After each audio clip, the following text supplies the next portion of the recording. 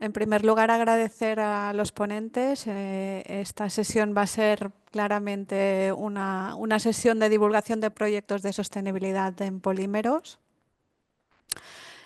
Sabéis que estas jornadas de proyectos son unas jornadas que intentamos hacer más o menos trimestralmente a lo largo del año, donde vamos explicando los proyectos de innovación que se está llevando a cabo, especialmente entre los socios del CEP. Nos gusta que sean mayoritariamente consorciados para que muchos de vosotros podáis participar y tengáis acceso a este tipo de proyectos.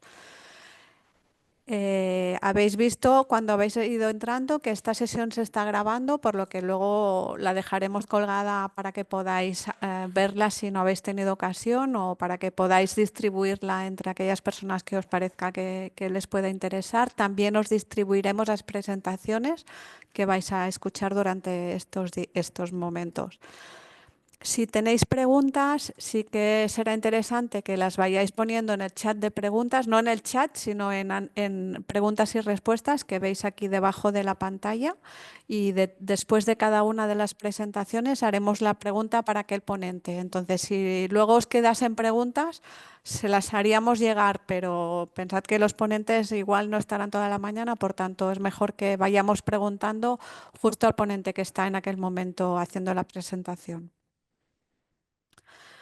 Cualquier duda a nivel de no veo, no escucho bien, entonces eso sí lo podéis poner en el chat. Espero que no sea este el tipo de preguntas que hagáis y que sea que os está gustando mucho la sesión. Pero estas así más prácticas en el chat, y luego las preguntas y respuestas que van hacia los ponentes en el apartado de preguntas y respuestas. Y si os parece, ya voy a empezar con la introducción. Aquí estamos en la sesión CEP Proyectos. Ya sabéis que desde el CEP intentamos animar un poquito al sector en la medida que nos es posible para que sea más competitivo, para que sea más innovador, y es uno de los pilares en el que nos estamos moviendo. Justamente estas sesiones están pensadas para que nuestros socios podáis dar difusión a este tipo de proyectos que sin duda son muy interesantes para toda la cadena de valor. Aquí en el CEP lideramos algunos proyectos ahí, algunos de los que estáis aquí estáis participando en ellos. Por ejemplo, estoy viendo aquí a Georgios, con el que estamos trabajando para sacar un proyecto bien chulo. Y en estos momentos estamos trabajando en el proyecto Teramat 2, que es un consorcio que veis aquí delante, que también estamos con el clúster de materiales avanzados de Cataluña y junto con estas entidades. Es el proyecto en el que estamos ahora en AI 2024 y que pues seguramente en la siguiente proyectos ya os podemos empezar a hablar, pero vaya, el tema del pasaporte digital, sabed que lo estamos trabajando y que será muy interesante, porque estamos aquí también trabajando con Certifier para que nos certifique materiales reciclados, o sea que va a ser de gran interés. También estamos trabajando para ver qué presentamos en la siguiente convocatoria, que sabemos que será muy competitiva y que sabemos que van a haber cambios en la orden de bases. Por lo tanto, estamos allí cuidando nuestra semillita para que realmente tenga mucho sentido y que nos la valoren favorablemente. En cuanto a la sesión de hoy, empezaremos por Cristina, que ya la tengo aquí preparada, de Tecnalia. Luego vendrá Centro también Tecnológico Leartiker con Kepa Zulueta. A continuación entrará Daniel Cáceres de Lita, seguido de Giorgio Chipolias de Geiker, y terminará Teresa Martínez, que nos hará una exposición de un proyecto también de economía circular. Mientras os vais incorporando, os voy a dar la bienvenida a Cristina Elizechea, es la responsable de polímeros sostenibles y funcionales del Centro Tecnológico Vasco Tecnalia. Seguro que, aunque no seáis vascos, todos lo conocéis. Es un centro tecnológico, bueno, muy puntero y que trabaja con toda España. De hecho, todos los que estáis aquí trabajáis no solo con vuestras regiones, sino con todo el país, incluso con fuera de vuestras fronteras. Cristina nos presentará el proyecto europeo DEREMCO, que está trabajando es europeo, pero está trabajando en consorcio con algunas empresas españolas.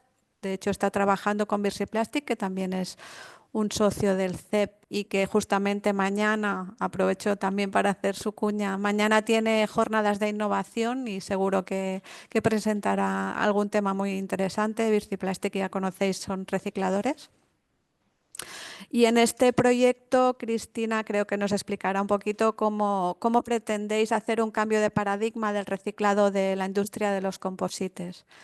Me parece que va a ser súper interesante porque le dais un poco la vuelta a lo que tradicionalmente habíamos pensado, o sea que estamos muy atentos, Cristina, a lo que nos vayas explicando. Te dejo de compartir y ya te doy la palabra. Muy bien. Pues bueno, pues muchas gracias por la presentación. Veis mi pantalla, ¿verdad? La voy a Sí, poner en modo, a ver, ahora ya está, ¿no? perfecto, Pues sí, Cristina. pues muchas gracias. Sí, la verdad es que, bueno, pues para nosotros también es un placer, ¿no? Estar en estas jornadas, en este caso de CEP Proyectos, hemos sido activos también en otros foros de CEP. Y también, bueno, pues muy contenta también de compartir panel con gente con la que normalmente, además habitualmente, en algunos casos trabajamos. Y mañana, precisamente, lo que has comentado de Visiplastic, pues estaremos también, tanto Geiker como Tecnalia como Learticker, estaremos también mañana con Visiplastic. Así que, bueno, pues sí. Entonces, yo comentaros, bueno, pues Tecnalia, como ha dicho bien Carmen, bueno, pues es un centro de I+D que ya desde el 2011 es la fusión de 8 centros que estamos en el País Vasco, pero también tenemos localización en Zaragoza, en Madrid, y luego tenemos oficinas en diferentes lugares europeos y también en Sudamérica. Y bueno, pues al final pues somos un centro de I+D aplicada y parte un poco de todo lo que es nuestro espíritu, es pues todo el conocimiento que vamos generando, pues ir transfiriéndolo, ¿no? Y un ejemplo de proyecto que os quería contar, pues es el proyecto europeo de ERENCO, que bueno, pues al final, bueno, aquí es un poco la presentación de lo que va a ir hoy, ¿no? Pero bueno, que contaros un poquito de qué va el proyecto, pero básicamente también es un proyecto europeo en el que, bueno, que luego es un proyecto de regiones, entonces un poquito diferente, no es vamos a decir, el convencional, ¿no? Que estamos igual más habituados a participar. Y bueno, un poco pues lo que estamos haciendo todavía es un proyecto que está activo y un poco, bueno, pues cómo lo estamos planteando, ¿no? Entonces, como os decía, pues el proyecto de Erenco es un proyecto que lo que intenta es dar salida al reciclado y nosotros queremos reciclado y revalorización, ¿no?, de materiales compuestos siguiendo pues diferentes estrategias. Entonces, es un proyecto que está activo, como os decía, finaliza en noviembre de este año. Bueno, si no pedimos extensión, que ahí estamos valorando, ¿no? A ver si sí, si no, porque siempre estas cosas al final se complican un poco más. Entonces es un proyecto, como os decía, de regiones en la que sobre todo estamos trabajando la región vasca, la parte de Lombardía, Italia, luego también están 2 regiones de Austria, está Finlandia también, luego está Portugal. Y luego también hay una parte muy potente de toda la parte eslovena. Hay un conglomerado de empresas y de centros y de universidades eslovenos pues muy potente. Entonces, la idea de este proyecto, como comentaba un poco, es pues cambiar un poco el paradigma de lo que se hace normalmente, ¿no? Pues tienes un residuo y lo que se intenta es, bueno, vamos a ver qué podemos hacer con el residuo, le intentamos dar un tratamiento y a ver para qué nos sirve este residuo. Bueno, pues aquí un poco el paradigma es decir, no, nosotros queremos que estas sean las aplicaciones en las que el material se va a introducir. Vamos a definir una serie de requisitos para estas aplicaciones, tanto mecánicos como funcionales, bueno, de precio, ambientales, y en base a estos requerimientos que hemos definido, vamos a ver cómo tenemos que plantear el proceso de reciclado y no solo el proceso de reciclado, sino también un poco cómo tenemos que modificar esos materiales, qué materiales intermedios tenemos que generar para que luego podamos abordar las aplicaciones finales y cumplir esos KPIs que muchas veces son técnicos, pero a veces también no son solo técnicos, son económicos y también son medioambientales, ¿no? Entonces, la idea es decir, no a ver para qué nos sirve esto, sino no, esto tiene que servir para esto, cómo trabajamos el material para que podamos llegar a esas aplicaciones finales. Y básicamente, bueno, la idea bueno, pues es un proyecto europeo al final dividido en Work Packages un poco pues habituales, pero aquí lo que quería sobre todo remarcar es que estamos aplicando dos estrategias de reciclado: reciclado mecánico para materiales compuestos. Estamos hablando de materiales compuestos de fin de vida.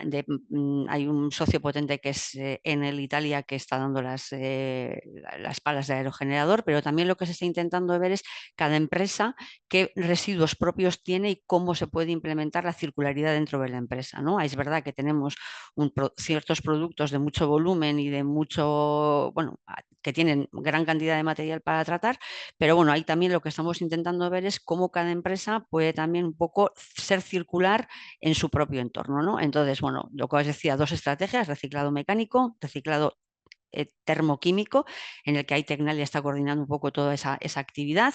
Y luego lo que sí hay como 14 demostradores de sectores muy diferentes, con requerimientos muy diferentes, con KPIs muy diferentes, en los que queremos abordar pues desde el proceso de reciclado, el proceso de la fabricación de los materiales intermedios y la fabricación propia de esos demostradores. Y luego también una parte muy importante, porque este proyecto es de TRL alto, es cómo eso se va a implementar en las empresas y cómo cada empresa de esto va a sacar un plan de negocio para luego seguir, una vez que el proyecto finalice, seguir trabajando en estas líneas y bueno, poniendo a punto todo lo que tiene que ver con ya no solo el fabricar un demostrador, sino integrar todo esto en su día a día.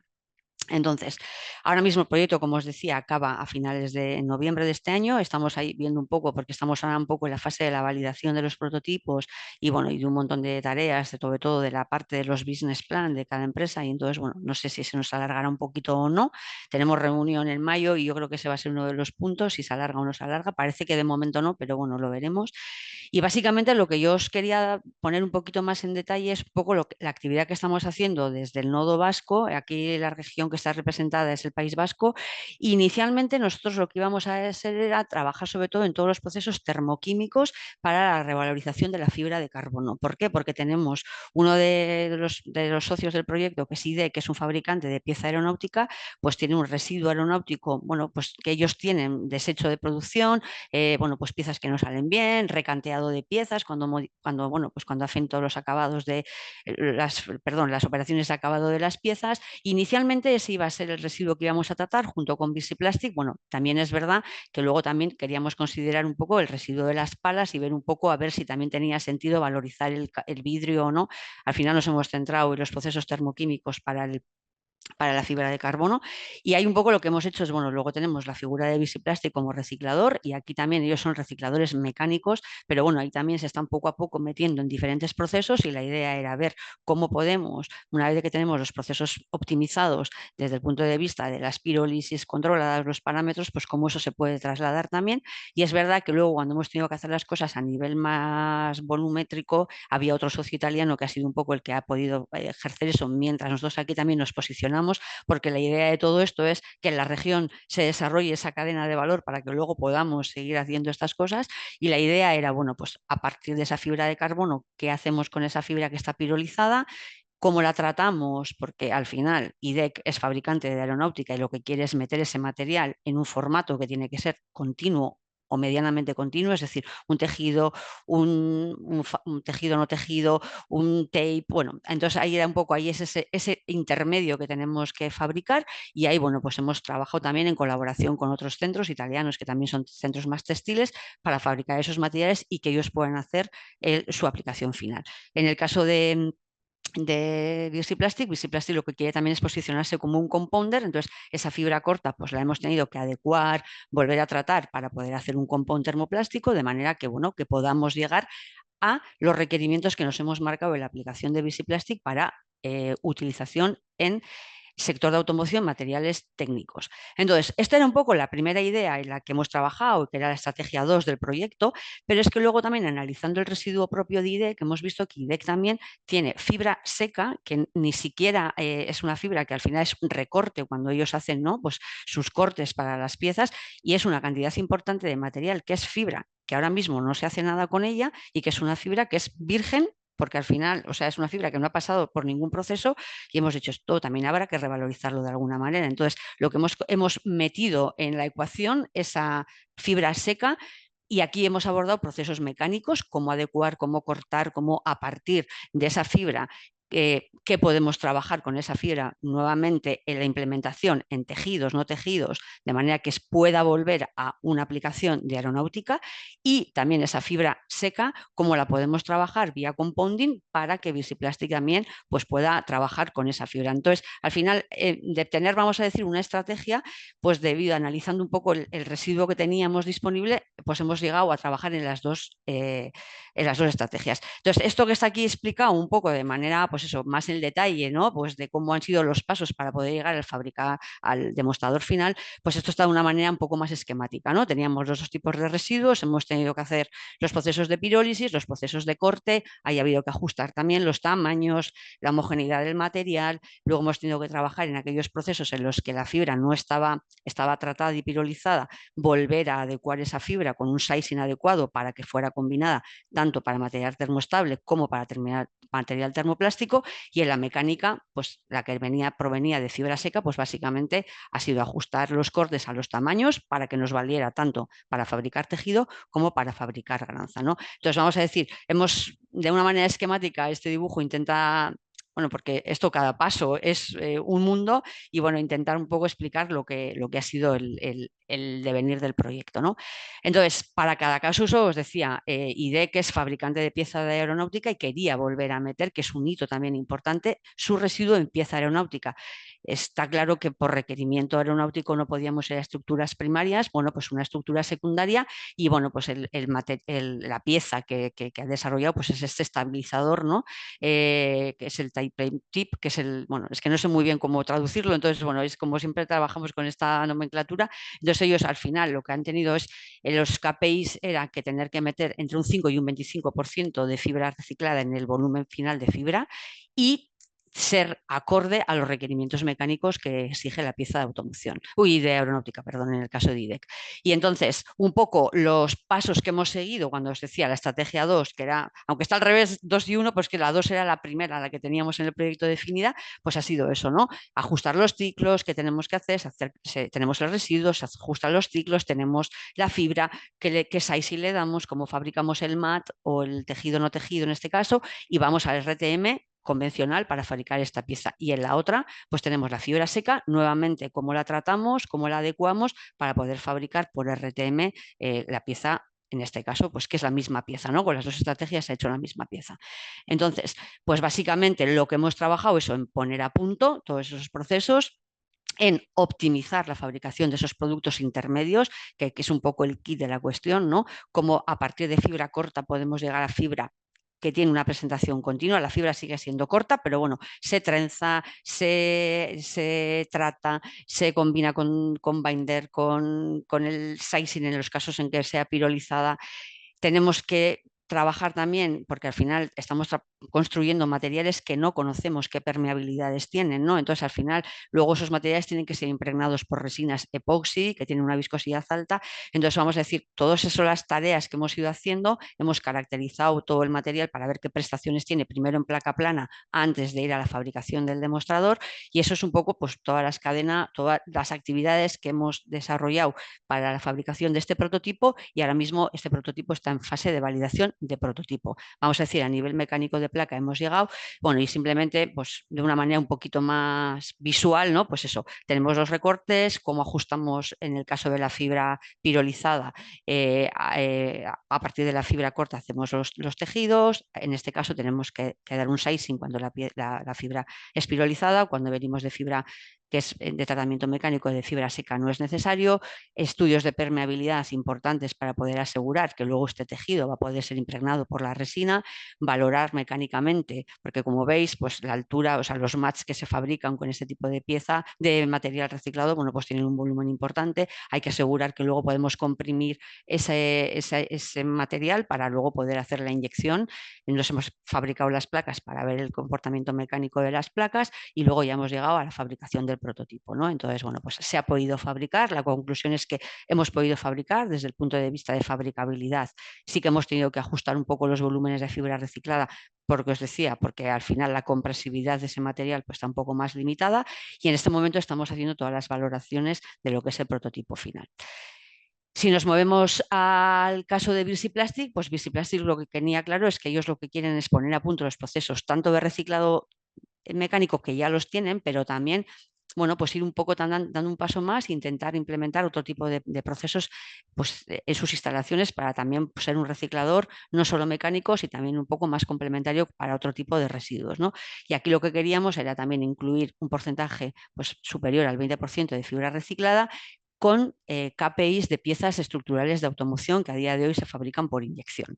Entonces, en este caso, pues hemos tenido, por un lado, tanto el residuo termoplástico que ellos ya tenían porque ya son recicladores, como el residuo que nos podía provenir del sector, en este caso de aeronáutica, también hemos considerado alguno que venía de la parte eólica y ahí lo que hemos hecho, pues las diferentes estrategias, ¿no? Los pirolizados, ajustar, lo mismo para la fibra que venía de tratamiento mecánico, también ajustar, hacer los compounds, fabricar, y aquí sobre todo el key de la cuestión ha sido cómo fabricar, cómo, dado un requerimiento mecánico, cómo es la estrategia de compounding que hay que seguir, la aditivación, todos los aditivos, bueno, pues todo lo que hace falta, compatibilizantes, estabilizantes, para poder dar una formulación que cumpla con los requerimientos de automoción. Y un poco pues lo mismo, en este caso aquí, pues sobre todo lo que hemos trabajado mucho es aquellas fibras que venían de tratamiento térmico, igual que en el caso de IDEC, trabajar en toda la parte del resizing, que es muy importante, ¿no? Para cuando tú quieras asegurar luego la buena adhesión de esas fibras que han sido pirolizadas, al pirolizar eliminas todo el sizing que ya lleva la fibra, volverlo a dar de manera que ayudes a mejorar la compatibilidad con el termoplástico que luego vas a utilizar, ¿no? Entonces ahí es verdad que hemos desarrollado un montón de formulaciones con un montón de diferentes parámetros y diferentes componentes aditivos a la hora de hacer un compound que cumpla. Y bueno, pues siguiendo un poco la similitud, pues lo mismo, ¿no? En sus instalaciones, ellos también, además, aquí lo que hemos hecho ha sido combinar tanto con material virgen como con material reciclado que ellos ya tienen como producto propio, porque ellos ya son recicladores de material. Entonces, combinar tanto fibra reciclada como matriz reciclada, hemos hecho un montón de combinaciones de un montón de tipos y la idea es eso, ¿no? Cuando hay que hacer los procesos de resizing, cómo optimizar los procesos de resizing, cómo optimizar también los procesos de compounding, fabricar toda una batería de ensayos de caracterización de todas las formulaciones y finalmente es verdad que como no teníamos aquí al socio de automoción, pero bueno, Batch es, bueno, pues nos ha cedido un poco, ¿no? Y ha colaborado en poner una pieza prototipo y bueno, hemos podido inyectar una pieza real, que es la parte de un pedal, y entonces, bueno, pues ahora mismo también estamos en validación de si el pedal cumple con todos los requerimientos que tiene que cumplir. Desde el punto de vista de material sí, pero bueno, ahora tenemos que ver si de función también lo cumple, ¿no? Entonces, bueno, pues gracias también a Batch hemos podido dar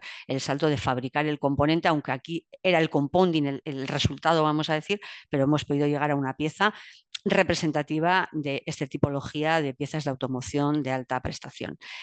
Y básicamente, pues ahora en que estamos, pues eso, lo que os decía, en validar todos los demostradores, terminar un poco de hacer todas las validaciones, ya no solamente KPIs técnicos, también económicos, ambientales, pero el proyecto, como os decía, es un proyecto de regiones en los que también lo que queremos ver un poco que cada participante del proyecto qué va a sacar, ¿no? de cara a que pueda explotar esos resultados y luego también una parte importante que el proyecto también tiene bastante énfasis es qué nos falta o qué tenemos que mejorar o qué tenemos que implementar dentro de toda la cadena de valor, pues porque hay algunos gaps que no tenemos, ¿no? Entonces nosotros hemos hecho un análisis, pues tenemos mucha gente que fabrica, tenemos mucho fabricante, tenemos ciertos recicladores, tenemos compounder, pero igual no tenemos aquí en el País Vasco una empresa que se dedique expresamente a tratamientos pirolíticos para este tipo de proyectos, de este tipo de residuos o de alguien que luego a partir de esos residuos pueda fabricar tejidos, ¿no? Entonces, bueno, sí que tenemos el contacto, porque es verdad que en España sí que hay, a nivel de región, pues igual, entonces aquí en esta parte del proyecto lo que queremos ver es un poco qué nos falta, en qué deberíamos de mejorar y si no se puede, con quién deberíamos de contar, ¿no? Fuera, porque también es ver un poco el match en otras regiones, ¿no? Cómo están, para ver un poco, pues igual no es necesario, pero bueno, sí colaborar para ciertas cosas, ¿no? Y luego, además de todo eso, pues lo que os decía, replicar estas cadenas de valor a nivel pues, de España o saber quién está trabajando en qué, pues para identificar socios que igual aquí no tengamos o bueno, ¿no? O intentar buscar esa relación para que esas cadenas de valor sean estables tanto en calidad como en cantidad, porque ese es otro punto también importante. Luego sí que estamos también intentando ver, identificar nuevas aplicaciones. Aquí hemos definido unas, pero evidentemente pues en dónde más podemos aplicar estos materiales, y luego también ver un poco si desde el punto de vista de los materiales, de las propiedades que estamos sacando, pues si somos capaces también pues de llevar esto pues a algún comité de estandarización, de contar un poco también pues de verdad estos materiales se pueden meter en tanta cantidad, todo lo que tiene que ver con la trazabilidad. No lo he dicho, pero hay una tarea muy importante dentro del proyecto, que es todo esto se vuelca a una plataforma digital en la que se hace un seguimiento de todas las formulaciones, que se pueda seguir un poco en todo momento de dónde ha venido el residuo, cuáles son los pasos intermedios que se ha hecho hasta que se ha llegado. Hay un sistema de codificación para dar esa trazabilidad, y luego pues lo que estamos también es haciendo pues acciones de divulgación bastante importantes en todos los foros. Acabamos de estar en las DIEC, la semana que viene vamos a la Milan Design Week también con diferentes prototipos, y comentar, bueno, que ya ha pasado, ¿no? Pero este proyecto tiene también cascada, o sea, financiación en cascada. Se han abierto 2 open calls dentro del proyecto, en las que ahora mismo se están valorando, porque se presentaron en febrero y ahora se están haciendo las valoraciones pues, de expresiones de interés que han llegado, ¿no? Y bueno, la idea también de eso es ver un poco, pues, bueno, dónde más se puede aplicar o qué necesidades puede haber que el proyecto pues, pueda resolver, ¿no? De aquí a lo que queda de final de proyecto. Y bueno, pues básicamente esto era un poco lo que quería contaros, daros un poco una idea. Si necesitáis algún más de información, pues tanto mi compañera Sonia García como yo misma, que somos un poco las que estamos tirando de Tecnalia y de toda la parte de la coordinación de las actividades del Nodo Vasco, pues estaremos encantadas de responder. Muchas gracias, Cristina. No sé si alguien tiene alguna pregunta, ya sabéis que la podéis escribir aquí en el chat de preguntas y respuestas y Cristina seguro que nos ayuda, y si no, pues le podemos enviar un correo y nos podrán responder. Una pregunta, Cristina. Dime. Esto que nos explicabas de la financiación en cascada, Sí. si hay alguna empresa que tenga interés, esto que es que os envíe un correo y vosotros informáis. El problema, sí, o sea, el problema es que aquí ya vamos un poco tarde porque ha acabado el plazo. O sea, ha habido 2 financiaciones en cascada. La primera, no me acuerdo exactamente, fue ya el año pasado, y ahora la nueva Open Call acaba de cerrar el 28 de febrero. Entonces se han recibido ya. Vale. Y ahora estamos en fase se nombran evaluadores dentro del proyecto, pero nunca, por ejemplo, nosotros nunca vamos a poder valorar o evaluar una propuesta que venga del Nodo Vasco. O sea, al final somos evaluadores tipo como Europa, ¿no? En lo que no puede haber conflicto de interés. Entonces nosotros podemos valorar o evaluar algún tipo de... Y tampoco evaluamos personas que estamos dentro del proyecto. O sea, es compañeros nuestros de Mm. Tecnalia que conocen, son los evaluadores, ya te digo, se acaba de terminar y ahora estamos en la fase de evaluación, porque creo que el deadline para evaluar todas las propuestas es, si no recuerdo mal, el 31 de marzo, de manera que ahora ya pues las que sean seleccionadas, pues bueno, pues sí que tienen una financiación de 60.000 euros pues para poder trabajar o bien con los materiales del proyecto, o bien para que se puedan abordar nuevas aplicaciones, ¿no? Una persona que tenga una empresa que tenga una necesidad, o bien algunas empresas que igual digan, pues nosotros podemos aportar en toda esa cadena de valor que se ha definido, pues igual podemos aportar en algún gap de esos que habéis identificado, ¿no? Entonces, ahora mismo es una pena porque se ha acabado el plazo, pero bueno, sí, este es de los calls que tiene financiación en cascada. Bien.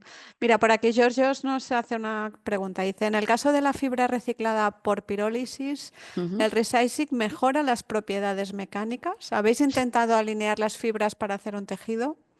A ver, en el caso del resizing mejora un montón, o sea, quiero decir, o sea, hemos hecho las combinaciones sin sizing, con diferentes sizing, con diferente porcentaje de sizing para el mismo sizing, o sea, y sí mejora las propiedades mecánicas de la unión.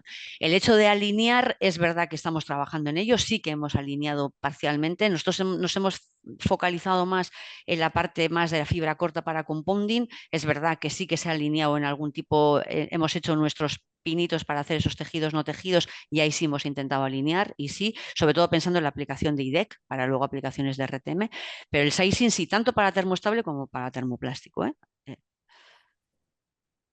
Y gracias, Cristina, por Nada. contestar. Y eso es el caso con la fibra de carbono, ¿no? No Sí, solo de vidrio. Y todavía mejora la fibra de carbono también. Es por sí, curiosidad más que sí, nada. sí. Nosotros, la verdad es que al final también a la conclusión a la que hemos llegado que los procesos termoquímicos para vidrio pues igual no merecen demasiado la pena. Al final es un coste de proceso, que esa es otra cosa que se está evaluando, y el valor añadido que te puede dar una fibra reciclada térmicamente de vidrio pues no es comparable al valor añadido del carbono. Entonces es verdad que nosotros la estrategia ha sido implementar esos procesos que son más sofisticados para materiales que tienen más valor añadido como es la fibra del carbono. Para la fibra de vidrio nos hemos centrado, hemos hecho alguna prueba pues por tener una comparativa, pero nos hemos centrado más en el reciclado mecánico para el vidrio y el termomecánico y el mecánico para el carbono, porque es verdad que bueno, al final el coste del proceso frente al valor de la fibra de vidrio reciclada pues no compensa demasiado y sin embargo en el caso del carbono sí. Vale, gracias. Pues muchas gracias, Nada. Cristina. Luego continuamos con los composites cuando entre Georgios, pero cambiamos ahora un poco de tipo de material. Entrará también con temas de sostenibilidad Kepa Zulueta, investigador en el área de transporte sostenible del EARTICER. Y Kepa nos explicará su proyecto en sustitución de piezas de caucho por termoplásticos elastoméricos en aplicaciones dinámicas de automoción. Adelante, Kepa. Hola, buenos días. Buenas. Hola. Antes que nada, daros las gracias al Centro Español de Plásticos y a ti, Carmen, por la invitación y por la organización del evento. Y a ver si consigo compartir pantalla. Me decís si se puede ver ya. Yo todavía no lo veo. Sí, ahora sí, perfecto. Vale, perfecto. Pues tal y como has introducido, hoy os voy a explicar un proyecto que realizamos con un cliente, con un partner industrial de automoción para sustituir una pieza de caucho por un material o por una pieza de TPE para una aplicación dinámica en automoción, concretamente para una pieza de suspensión. ¿Vale? Antes de empezar, me gustaría realizar una breve introducción del EARTICER. Somos un centro tecnológico especializado en polímeros, estamos situados en Vizcaya y trabajamos en dos especializaciones, principalmente en el sector de salud y en el de transporte sostenible, en el que se engloba este proyecto. Y nuestros objetivos principales son, por una parte, la generación de conocimiento y su transferencia en estos materiales para potenciar su uso y ayudar al sector de transporte. Y tenemos especial hincapié en la investigación y el desarrollo de estrategias de simulación o digitalización de estos materiales y también el desarrollo de ensayos sensibles a la naturaleza de cada uno de los materiales. ¿Vale? Intentamos conseguir estos objetivos mediante 4 bloques principales en el que podemos trabajar tanto el diseño y desarrollo de estos materiales, el desarrollo de productos y procesos para transformar estos materiales principalmente por inyección y luego en la evaluación tanto de las propiedades termomecánicas, estáticas, dinámicas o de impacto o de la durabilidad o la vida útil de estos materiales y sus componentes. ¿Vale? Solemos trabajar en dos frentes principales. Por una parte, toda la parte física que conllevan todas estas investigaciones o desarrollos en el que realmente realizamos pues, inyecciones, ensayos y toda la campaña experimental, pero toda la parte experimental que realizamos tiene su contraparte digital o virtual en la que tratamos de modelizar, simular todo lo que hacemos en la parte física para verdaderamente trabajar o acercarnos hacia el experimental cero, digamos, o poder desarrollar componentes y productos con menos ensayos, menos de efectivo y con más predicción, digamos. Entrando un poco en el proyecto, como comentaba, nos hemos centrado, o el cliente en este caso, había identificado la necesidad o la oportunidad de utilizar materiales TPE en componentes antivibratorios. Como sabéis, tradicionalmente en el sector de automoción se utilizan mucho el materiales tipo caucho para este tipo de componentes y se utilizan principalmente para aislamiento, tanto acústico como vibracional en diferentes partes del coche, para reducir el esquema de ruidos o para conseguir un nivel de confort suficiente durante la conducción. ¿Vale? Sin embargo, en estos últimos años, como todos sabéis, con las nuevas regulaciones que tenemos para controlar el impacto medioambiental, nuevas legislaciones para introducir materiales reciclables, reciclados y demás, y también con las nuevas demandas que conlleva la movilidad eléctrica, pues bueno, cada vez se abren más ventanas o más oportunidades para sustituir esos cauchos por materiales TPE que son en este caso reciclables y reutilizables e inyectables como cualquier otro termoplástico para este tipo de aplicaciones, ¿vale? Y en este contexto, pues este tipo de material, los TPEs, como bien he comentado, pues bueno, son una solución más sostenible frente al caucho debido a su naturaleza termoplástica, por lo que se pueden reciclar y reutilizar, y como todo material inyectable o termoplástico, nos permite una gran flexibilidad en el diseño, unos ciclos de inyección más competitivos porque no tenemos la parte de vulcanizado o curado del caucho, por lo que son materiales relativamente interesantes. En cuanto a mercado, diferentes fabricantes de estos materiales están preveyendo que los TPEs van a aumentar su cuota de mercado, digamos, hasta los 30.000, 35.000 toneladas anuales, especialmente en el sector del coche eléctrico, porque, bueno, como todos sabéis, pues al cambiar de motor de combustión a motor eléctrico, pues el esquema de ruido percibido ha variado, ¿no? El motor ya no suena tanto, pero hay otro tipo de ruidos que antes estaban difuminados por el ruido del motor, que ahora sí que son audibles y hay que atajar o hay que atacar de otra manera. Y en este caso, pues los TPEs nos pueden ayudar en ese aspecto. Para ir centrando el tiro, en este caso concreto nos hemos centrado en una pieza de automoción, una pieza de suspensión que iría en esta zona de la amortiguación aproximadamente. Esta es una imagen de archivo, por lo que no es la pieza real, pero para que nos hagamos una idea de dónde iría situada dentro del coche. Y el objetivo principal para nuestro cliente era pues, explorar el uso de TPEs en estos componentes porque es algo relativamente novedoso. Aunque los TPEs estén utilizarlos en este tipo de estructuras que son pues, bastante demandantes, pues es algo que todavía no se ha industrializado o no se está aplicando a gran escala, ¿vale?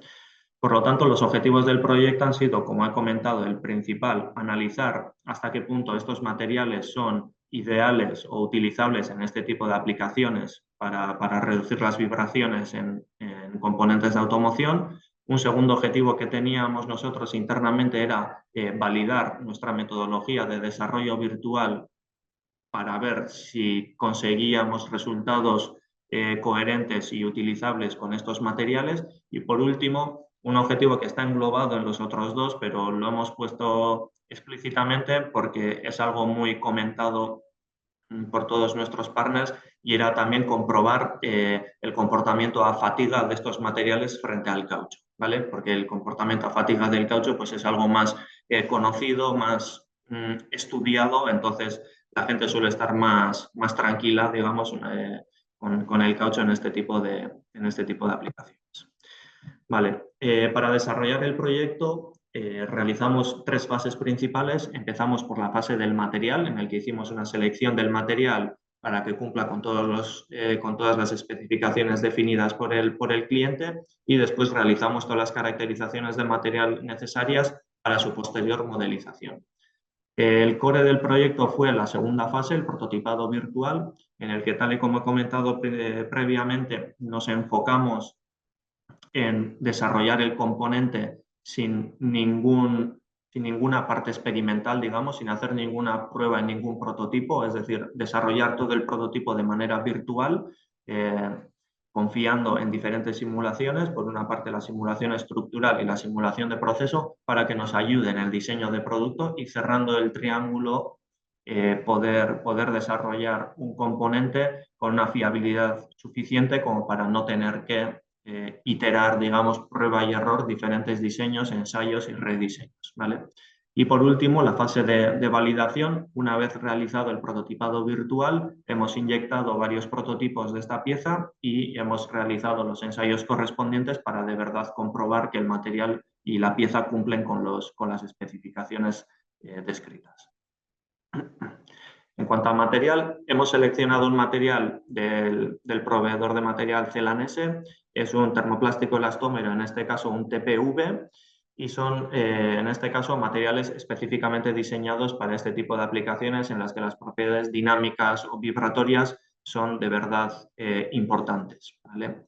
El material concreto es el Santoprene 101-73. Se trata de como he comentado, un termoplástico vulcanizado y en este caso es una mezcla de polipropileno y EPDM. Las propiedades del material, muy gráficamente, son las que veis en la derecha, una comparación de DMA contra su comportamiento de rigidez-temperatura frente a un caucho, y luego un ensayo cíclico más clásico, como se suele realizar en los cauchos para caracterizar estos materiales. La principal diferencia con el caucho se podría ver en la plasticidad que suelen mostrar estos materiales, pero sin embargo el comportamiento general es algo similar. Entrando en la fase de caracterización de los materiales, realizamos primero caracterizaciones cíclicas, tanto a tracción, a compresión como a cizalla, para tener todos los comportamientos del material identificados para la posterior modelización del comportamiento hiperelástico de los mismos, pero también realizamos caracterizaciones dinámicas para ver cómo se comportaba el material frente a diferentes velocidades de deformación. Por un lado, en los ensayos de tracción que realizamos, pudimos observar el ablandamiento que muestra el material por deformaciones estáticas, es decir, por la precarga que se le aplica. La precarga aplicada al material nos afecta a su rigidez, por lo que es algo a tener en cuenta a la hora de diseñar el componente.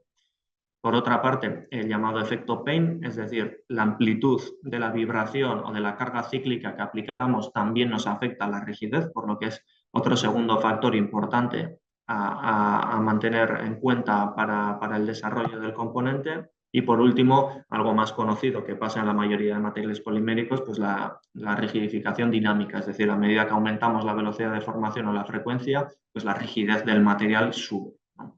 Entonces, con todas estas caracterizaciones, tanto las dinámicas como las estáticas, ya estábamos en situación de saltar a la parte de prototipado virtual, y en este caso empezamos con la modelización del material, ¿vale? Tal y como he comentado previamente, un comportamiento clásico de este tipo de materiales se puede ver en esta gráfica de la izquierda, ¿no? Un ensayo clásico suele ser un ensayo cíclico a diferentes niveles de deformación, en el que podemos observar, por una parte, el comportamiento del material frente a la carga principal, digamos, o la hiperelasticidad del material, y luego en las descargas y en las recargas del material podemos ver el efecto Mullins o el daño que se genera en el material debido a estas cargas cíclicas. Por otra parte, otro punto importante y bastante diferencial respecto a sus contrapartes de caucho es la plasticidad, o en la jerga de los elastómeros, lo que sería el permanent set. Es decir, estos materiales termoplásticos sí que plastifican mucho más que los materiales de caucho, por lo que incluir esta variable o esta propiedad tanto en las simulaciones como después tenerlo en cuenta en la simulación es algo muy importante para conseguir un desarrollo o un diseño de pieza adecuado. Y luego el último sería el efecto de la velocidad de formación. Tal y como lo hemos visto primeramente antes en la DMA, a medida que aumentamos la velocidad de formación, la rigidez cambia del material. Es decir, si lo ensayamos de manera más rápida, pues el material tiene un comportamiento más rígido, digamos. Para poder capturar todas estas variables físicas que muestra el material, hemos generado un modelo de material con 4 bloques. Por una parte, una definición hiperelástica para definir esta curva principal del material. Por otra parte, hemos añadido un modelo de daño para capturar el efecto de Mullins o para capturar este efecto de descarga y recarga del material.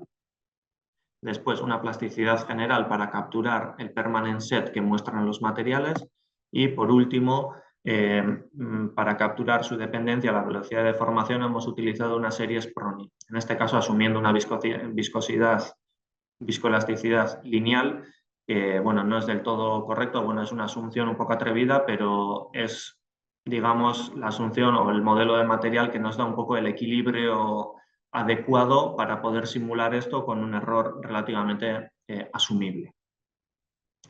Las simulaciones o el modelo de material que hemos generado previamente nos ha ayudado a generar este tipo de curvas. Es decir, en este caso, en esta gráfica, estoy mostrando diferentes comportamientos que relacionan la fuerza y el desplazamiento del componente, y nos ha permitido realizar diferentes diseños o añadir diferentes características geométricas a la pieza y ver cómo estas diferentes características nos están afectando al comportamiento del material. Entonces, sin necesidad de prototipado, con el modelo de material que hemos generado, hemos conseguido ir ajustando el diseño de la pieza para poder generar el comportamiento de componente que teníamos en mente o que nos especificaba el cliente en este caso.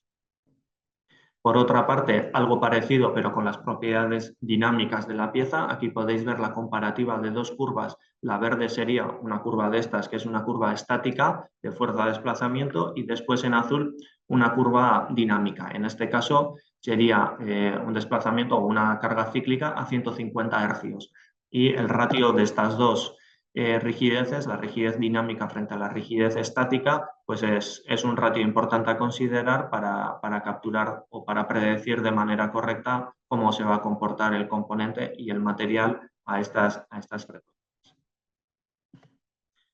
Por último, una vez diseñado el componente, hemos saltado a la parte de validación y en este caso hemos realizado validaciones a diferentes niveles. Por una parte, a nivel de rigidez, os estoy mostrando una curva que compara, por una parte, la simulación que hemos realizado en verde claro y la validación, digamos, experimental de este mismo ensayo con una curva oscura, en el que vemos una correlación bastante buena, aunque no totalmente exacta, digamos, pero bueno, para no haber realizado ningún ensayo intermedio durante el desarrollo, creemos que la predicción que hemos conseguido ha sido bastante buena. Un poco un ensayo similar, pero en este caso analizando el comportamiento de la pieza a cargas máximas. En este caso, el caso de carga trata de aplicar una carga en fuerza bastante alta, en este caso eran alrededor de 7.000 newtons, y el objetivo era que el componente no sufriese un desplazamiento mayor a ciertos milímetros, ¿vale? Y en este caso veíamos que tanto la simulación como la parte experimental nos correlaban bien, por lo que estábamos contentos, digamos, o nos ha ayudado a validar un poco nuestro proceso y hemos visto cómo la correlación es buena y cómo mediante la simulación hemos conseguido realizar un componente que se aproxima bien a los objetivos especificados.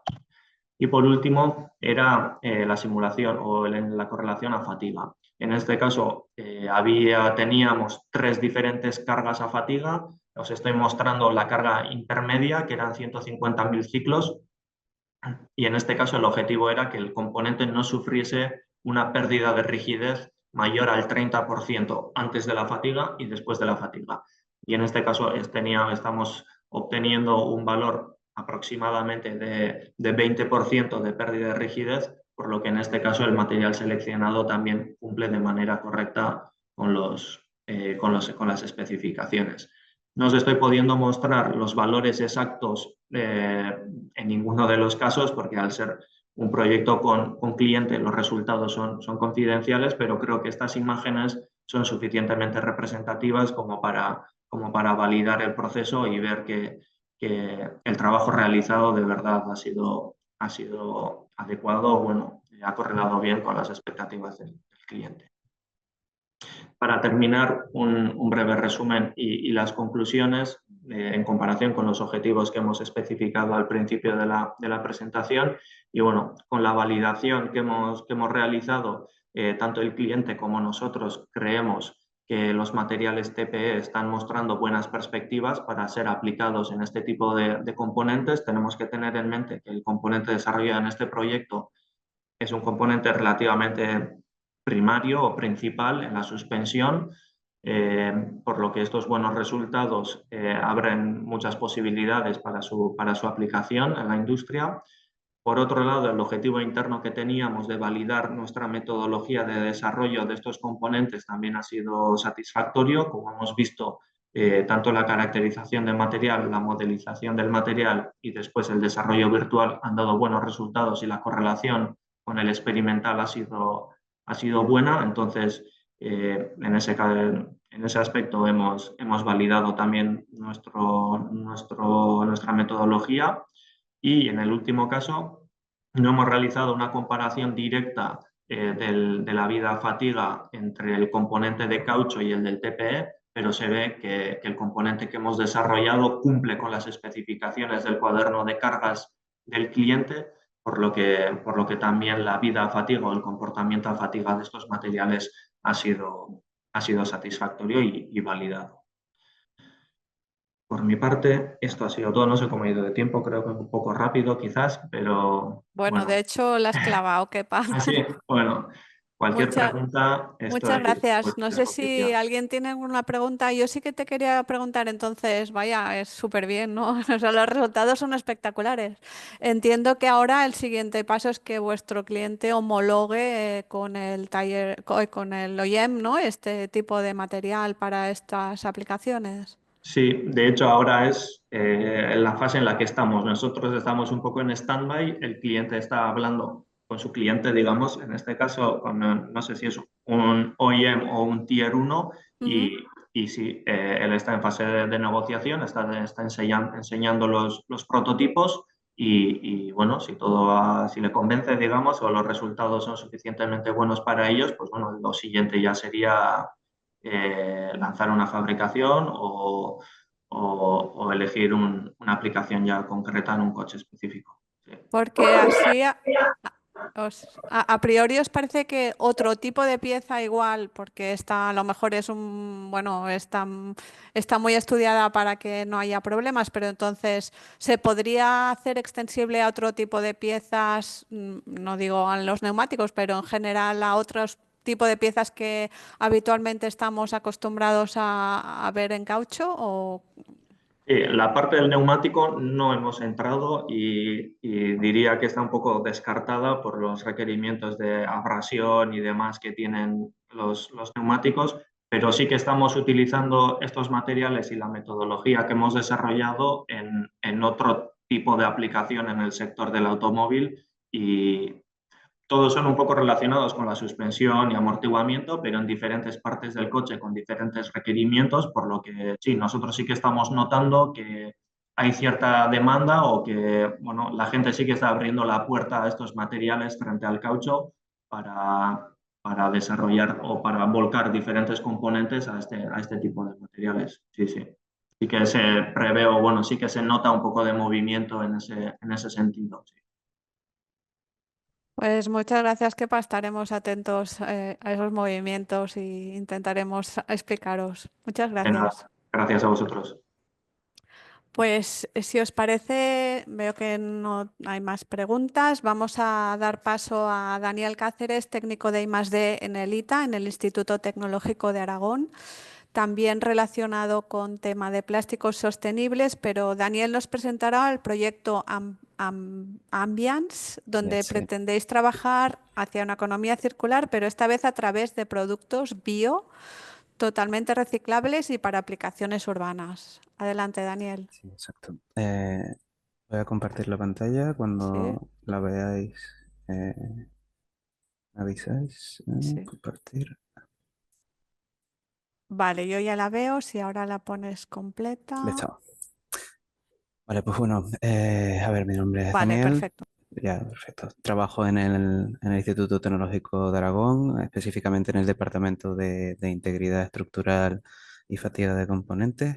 Y hoy os vengo a presentar un caso práctico de uno de los casos de estudios que contiene el proyecto europeo del Ambience. ¿Vale? Este proyecto es un proyecto donde trabajamos en conjunto 10 colaboradores de 6 países distintos. Entre ellos, gran parte de los colaboradores se encontrarían aquí en España y justamente el caso que os voy a explicar sería de Mondo, que tendría una planta justo aquí en Borja, en Aragón. Y bueno, es un proyecto que ya está bastante avanzado. En teoría, en mayo ya terminarían todos los paquetes de trabajo en relación con simulación y demás. Es un proyecto de 45 meses y bueno, con un presupuesto que os muestro. La idea de este proyecto es la fabricación, es la optimización y fabricación avanzada de productos con materiales biobasados para aplicaciones urbanas al aire libre a través de, pues, procedimientos de caracterización generalmente innovadores que estarían en un principio fuera de norma, intentando un poco utilizar pues, tecnologías digitales y ensayos experimentales hechos a medida para garantizar los prototipos de estos casos de estudio. La visión general del proyecto sería un poco utilizar e integrar tecnologías avanzadas en la optimización de lo que sería el diseño de estos nuevos materiales y el proceso de fabricación, ya que en muchos casos el proceso se ve directamente afectado por el material con el que se utiliza.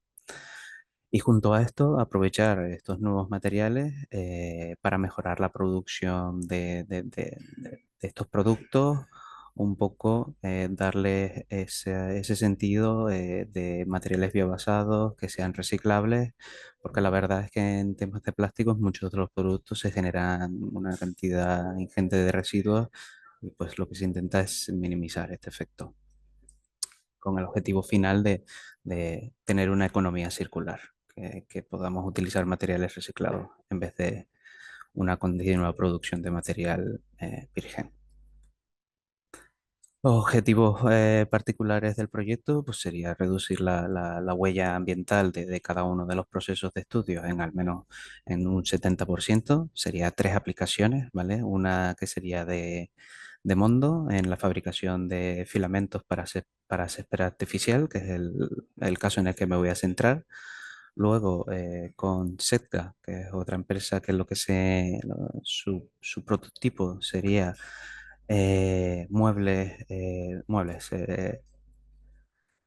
sí, serían bancos para el exterior con materiales extruidos, plásticos biobasados, impresos en 3D. Y luego un tercer caso que sería Popcom y sería la generación de recubrimientos de fachada, también basado en materiales biobasados. Luego, el segundo objetivo principal sería respecto a los procesos que sí que están en activo en fabricación, como sería el de Mondo, mejorar su proceso de fabricación o al menos reducirlo un 30% respecto a los materiales que utilizan actualmente para proporcionarles un valor añadido de por qué cambiarse a materiales biobasados y luego fabricar productos rentables y de rendimiento con el 100% con el contenido 100% de parte biológica, a ser posible. Ya luego veremos que luego esto llevarlo a la práctica, te encuentras que en planta, bueno, hay ciertos materiales biobasados que cuando se mezclan o se componen por partes, aparecen cosas que pues, en general no queremos ver en en nuestro proceso de fabricación. Y bueno, y como objetivo final del proyecto sería monitorizar los resultados obtenidos en al menos dos de los casos de estudios planteados en el proyecto. Dentro del caso de estudio en el que me voy a centrar, su proceso de fabricación empieza con una extrusión de plástico fundido que se deposita en un baño de agua generalmente y luego se lleva una parte vamos a decirlo, de desarrollo de sección. Es una fase de estrechamiento que se produce desde el enfriamiento en el baño del agua, pasando por una serie de rodillos y luego introduciendo este filamento frío en un horno. Este horno, dentro de este horno, lo que vamos a conseguir es un estrechamiento de la sección, ¿vale? Controlar un poco la sección final de este filamento, darle una alineación en las propiedades de mecánica a la fibra que extruimos y luego poder controlar su relación de aspecto, al final su dimensionalidad. Esto con un tratamiento de temperatura. Normalmente las temperaturas del horno suelen estar en torno a los 100 grados. O sea que si conocéis las temperaturas de fundido de estos materiales, nos estaríamos moviendo con una curva de tensión de formación casi puramente plástica por la temperatura. Y luego, finalmente, una vez ya alcanzamos este estrechamiento deseado y esta dimensionalidad, nos pasamos a una parte de que ya más bien sería una estabilización de la estructura para evitar esa retracción por enfriamiento y demás. Vamos a decir, fijar la estructura final en esa última parte. Dentro de este proceso de fabricación, lo que os voy a enseñar, sobre todo desde el punto de vista de simulación, nos vamos a centrar en esta primera parte, que es la parte básicamente de vital importancia en el proceso. No sé si conocéis este proceso de producción, de fabricación de hilo, pero yo que he tenido la suerte de ir a visitarlo en la fábrica, eh, es un proceso tan delicado que sencillamente con variar las velocidades relativas de los rodillos o la temperatura ya hace que dentro del horno se rompan los filamentos. Y el romperse los filamentos supondría que un técnico de manera manual, con una aspiración, sujeta esos hilos, los tiene que sacar fuera de la producción, los tienes que volver a encauzar porque al final las velocidades de los rodillos, estamos hablando de velocidades de 100 metros minuto, velocidades bastante aceleradas. Entonces es un proceso en el que tienen que tener bastante controlado el ratio de estiramiento, las temperaturas de cada material que utilizan, porque si no sería un parón continuo en el proceso, con sus consecuentes pérdidas en la producción. Entonces, una vez ya centrándonos en el análisis de ese estrechamiento inicial de la sección, el objetivo que hemos hablado con el cliente es la optimización de los parámetros de proceso de fabricación, porque dado a que les vamos a proporcionar nuevos materiales biobasados, él se preguntaba hacia qué sentido debía de modificar esos parámetros, las temperaturas, los ratios de estrechamiento, sobre todo para conseguir una sección al menos similar a las secciones de las que ellos ya disponen en su proceso de fabricación. No sé si lo sabéis, pero cada césped dedicado a, por ejemplo, fútbol, pádel, tenis, tiene propiedades distintas. Del filamento, propiedades de flexión, recuperaciones, fondos, los materiales dentro del apilamiento de lo que sería la base y la punta final del filamento. Entonces, un poco controlar esa dimensionalidad del filamento, analizar su relación de aspecto, que es un parámetro muy importante en el proceso de fabricación, dado que una de las principales características mecánicas que tiene el filamento de interés sería su resistencia a flexión.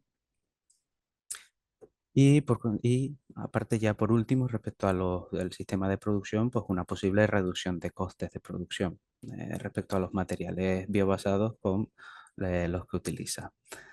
El material que vamos a comparar, todos serían unos polietilenos, luego añadiríamos unos polietilenos biobasados y utilizaríamos estos polietilenos biobasados con distintas proporciones entre ellos, ¿vale? Tendríamos dos polietilenos que por la confidencialidad del proyecto y demás no os puedo especificar, pero bueno, sería una composición de estos dos distintos polietilenos biobasados en porcentajes y luego ver en planta las posibilidades de incluirlo en los procesos de fabricación. Aumentaríamos o disminuiríamos estos porcentajes de los distintos materiales en función, luego observaremos en el proceso los resultados que proporcionarían estos.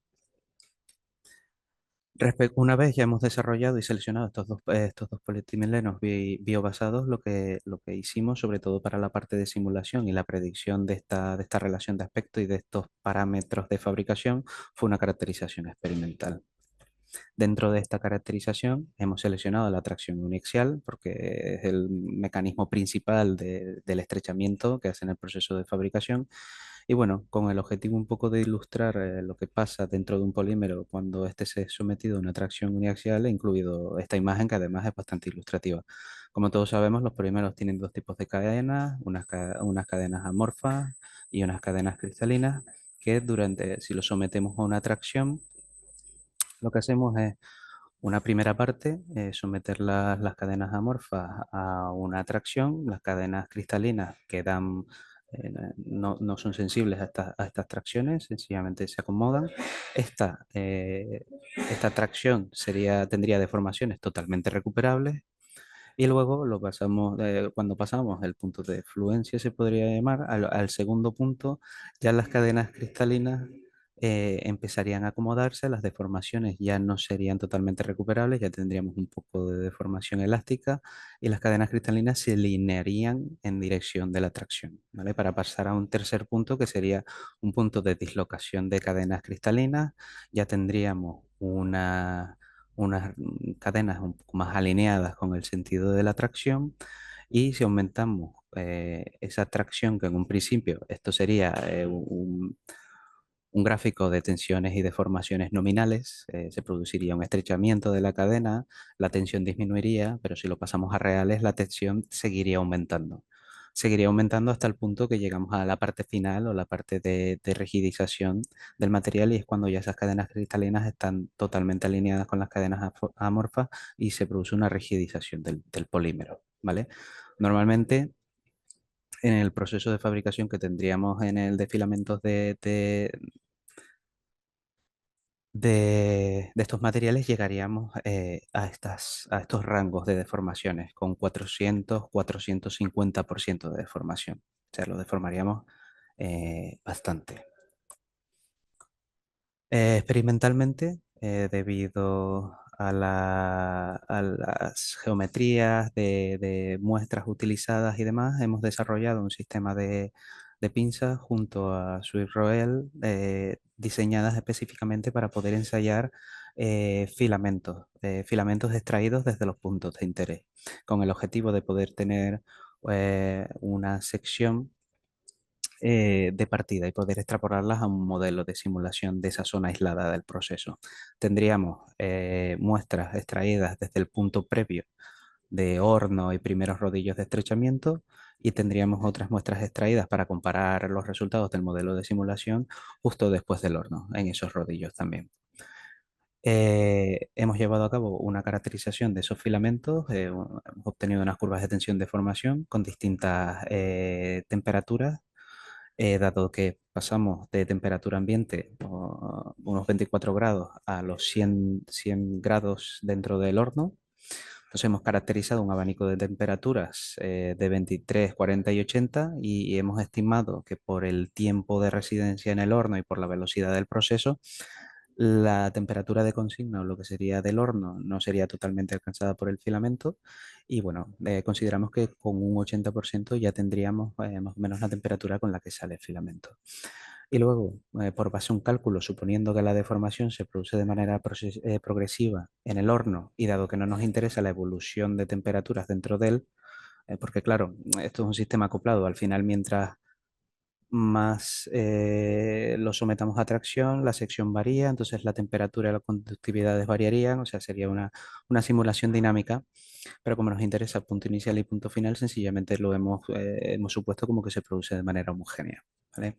A partir de ahí hemos calculado velocidades de deformación y bueno, inherentes a unas condiciones de proceso específicas, hemos planteado una velocidad de deformación de 0,36 segundos a la -1 estándar y hemos definido un nivel por arriba y un nivel por abajo, aparte de su referencia cuasi estática para ajustar un modelo de material que tenga dependencia con la velocidad de deformación. Esto sería un poco un ejemplo de las caracterizaciones que podríamos tener. A la izquierda, su dependencia con la temperatura en tensiones y deformaciones real, que como veríamos la influencia de la temperatura es casi que decisiva en la respuesta del comportamiento del material. Y por otro lado, una dependencia con la velocidad de deformación a los distintos rangos. Estas dependencias con la velocidad de formación sí que sería bastante menores respecto a las consideradas con la de temperatura, pero bueno, lo hemos querido incluir porque la verdad es algo bastante importante y sobre todo tiene relación con las velocidades relativas de los rodillos del procedimiento de fabricación. Dentro del modelo de simulación, hemos generado un modelo de simulación termomecánico acoplado, cuyos parámetros de geometría del filamento los hemos extraído de imágenes de los filamentos proporcionados por Mondo, digitalizadas. Las propiedades de material las hemos utilizado, las caracterizadas experimentalmente. Hemos aplicado una velocidad de deformación, aplicando una carga en un extremo. Hemos definido una deformación de un 400% y la condición de temperatura sí que en el modelo de simulación las hemos incluido con una subrutina de usuario escrita para el software de Abacus, Explicit, para ser exactos, una UTEM, para definir, para relacionar la posición con la temperatura dentro del horno. Y lo hemos dividido entre dos steps de cálculos, una fase de alargamiento y relajación y una fase de aplastamiento. Esta fase de aplastamiento final es el efecto que hacen los rodillos al tirar del filamento. Al final, nada más salir del horno, tenemos un rodillo que es el demandante de velocidad y entonces ejerce una presión en la sección transversal del filamento. Esto un poco para que veáis la evolución de esta primera parte de alargamiento y relajación. Yo aplico una carga y la propia temperatura y demás es la que me va estableciendo la evolución del tiempo y la deformación, y luego siempre controlando la total para aplicar esa velocidad de formación final. Y luego la del aplastamiento lo hemos realizado de manera implícita para estas condiciones, y lo que esperamos es, con el resto de pruebas y que tenemos que analizar las secciones finales, establecer una relación entre los parámetros de diferencias de velocidad entre los rodillos con ese grado de aplastamiento del filamento. Como veis, más o menos en el ratio de ancho o alto de la simulación y el experimental, la verdad es que tenemos una relación de aspectos bastante aproximada a lo que es el proceso de fabricación. En relación con los materiales biobasados utilizados, nos hemos encontrado con la generación de grumos, dependiendo de la composición de polímeros biobasados utilizados. A esto me refería con que inicialmente esperas poder utilizar el 100% de material biobasado, pero luego en la fabricación del filamento al final te encuentras con cosas que no esperas. Pero bueno, esto es un poco todo lo que quería presentar hoy, y si tenéis alguna otra cuestión o lo que sea, dejo Muchas los gracias, contactos Daniel. del proyecto. Vale, Perfecto. Yo sí gracias. que te quería hacer una pregunta porque has hablado en algún momento de la presentación que también una de los parámetros en los que no queríais iros y que era importante era el tema costes. Y Sí. entonces, bueno, ¿cómo está este tema a nivel de costes respecto a los polímeros convencionales? Hemos conseguido una reducción de costes respecto a los polímeros convencionales. Lo que pasa es que por la limitación del contenido de este polímero biobasado, sí que es verdad que no es toda la que queríamos, la reducción. Pero bueno, por lo menos hemos proporcionado algo de ahorro en ese aspecto. Ujú. ¿Y cómo afecta la introducción de este tipo de polímeros diferente a la producción habitual en una empresa? Es decir, tener que cambiar temperaturas de hornos, tener que modificar los parámetros, esto suele ser bastante costoso Eh, y a veces problemático. No sé si... Lo es. Y como en todos los procesos, como siempre digo yo, allí no se peinan canas, como diría yo. El experto, el técnico que está toda la vida, es el que define esos parámetros casi. Por eso la idea de extrapolarlo a un modelo de simulación y si poder, porque no lo he comentado durante la presentación, pero este modelo de simulación en un principio iría automatizado e iría conectado con un sistema de generación de modelos de orden reducido, con el objetivo de poder relacionar la variación de esos parámetros con la sección final y proporcionarles una herramienta que al menos les guíe un poco. No les va a definir, por ejemplo, aparición de grumos dentro del filamento, pero sí que orientarlos un poco en dónde tendríamos que colocar esos parámetros o qué variación deberíamos de darle. Pues muy bien, muchas gracias, Daniel. Cualquier duda que tengamos, ya tenemos aquí tu contacto y si no, nos lo transmitís al CEP y le haremos llegar a Daniel. ¿De acuerdo? Ahora, si te parece, voy a dar paso a Georgios Chipolias, investigador del área de composites sostenibles de Geiker, que nos va a presentar un proyecto europeo en el que están trabajando, el proyecto EMLES, financiado por el Ministerio de Industria. En esta presentación, Geiker nos hablará sobre temas de sostenibilidad centrado en materiales innovadores para palas eólicas marinas. Adelante, Georgios. A ver si podéis ver mi pantalla. Perfecto, ya vemos ¿Se ve? la presentación completa, sí. Vale, perfecto. Pues gracias otra vez por invitarnos y un placer estar aquí. Pues sí, como ha introducido ya Carmen, pero soy Georgios Xipollas, soy investigador de composites I+D en Geiker, Centro Tecnológico en País Vasco. y voy a hablar sobre la fabricación de palas mareomotrices utilizando composites sostenibles. Un pequeño desglose de mi presentación. Voy a empezar con un resumen del proyecto, el plan de trabajo, la selección de materiales, que es una parte importante de ese proyecto, los resultados que hemos generado y su impacto en la industria mareomotriz y unas conclusiones que hemos sacado y próximos pasos. Pues ese proyecto, el título de este proyecto oficial es La energía mareomotriz ligera, eficiente y sostenible, EMLES. Pero ese proyecto es parte de un proyecto más amplio, un proyecto tractor, que se llama Sail to Future, energías renovables marinas para un transporte marítimo más especializado, eficiente y sostenible. La fecha de inicio del proyecto fue el 15 de marzo de 2023 y el proyecto se va a acabar el junio de 2025. Ha sido financiado por la Unión Europea y también el Gobierno de España. Pues los colaboradores del proyecto somos nosotros, Geiker, también TSI, que ofrecen servicios de ingeniería, Impre Composites, que son fabricantes de palas eólicas y de naceles, y Kramix, que se especializan en procesos de fabricación y su mejora. Un pequeño resumen, pues el objetivo principal del proyecto es el desarrollo de sistemas mareomotrices eficientes automatizados a través de tecnologías avanzadas de fabricación de materiales sostenibles y en este caso, pues materiales composites. Las innovaciones clave que ese proyecto buscará aportar son: el primero es el diseño de palas optimizadas que puedan mejorar la eficiencia energética, permitiendo así un mayor aprovechamiento de la energía mareomotriz. La incorporación también de un proceso de fabricación inteligente para lograr alta repetitividad y reproducibilidad, lo que pueda luego reducir significativamente tanto el tiempo de producción como los costes. También el uso de materiales composites, compuestos, con alta reciclabilidad, lo cual representa una novedad importante en la industria, ya que los sistemas actuales no ofrecen la opción de reciclado en ese tipo de industria, en la industria mareomotriz y en la eólica también, y así generan una corriente de desechos al final de su vida útil.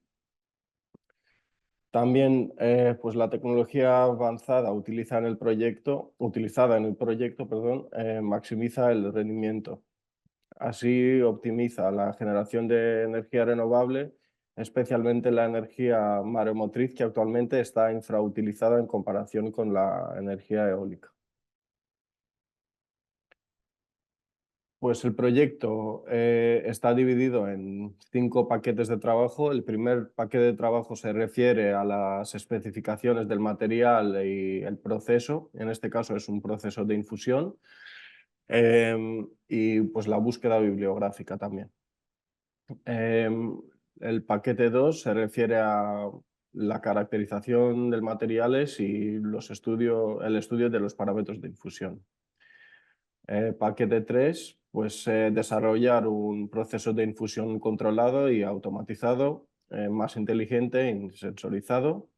En paralelo, pues hemos planteado un diseño estructural, una simulación y optimización de procesos también, utilizando pues un software como ANSYS en este caso. Y al final, pues paquete 5, la integración y validación, pues validación del proceso de infusión a través de la fabricación de un demostrador final en una escala meso, una escala, digamos, semi-industrial.